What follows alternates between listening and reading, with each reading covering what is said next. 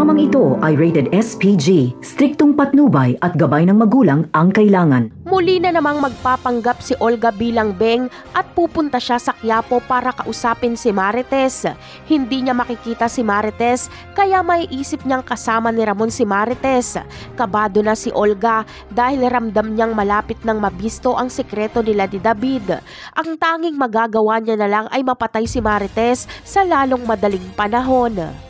Samantala, sa pagkikita ni Marites at Ramon ay mapapayakap na lang si Marites kay Ramon sa tindi ng kalungkutan. Awang-awa naman sa kanya si Ramon. Ikikwento ni Marites ang lahat ng nangyari. Komportable na si Marites kay Ramon. Si Ramon ang kanyang sandalan sa oras ng kalungkutan. Sisiguraduhin ni Ramon ang kaligtasan ni Marites kaya hindi niya ito hahayaang umuwi dahil baka muling saktan ni Rigor. Isasama ni Ramon si Marites sa mansyon dahil nandoon naman daw umano si Tanggol para gumaan naman ang loob ni Marites kapag makausap ang kanilang anak. Sasama naman si Marites kay Ramon.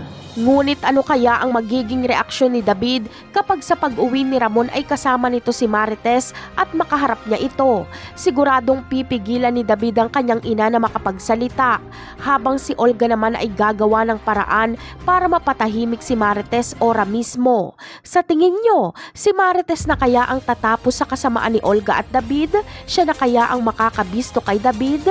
At nang sa ganon ay mabigyan ng hustisya ang pagkamatay ni Camille? Yan ang aabangan natin sa mga susunod na episode. Paalam!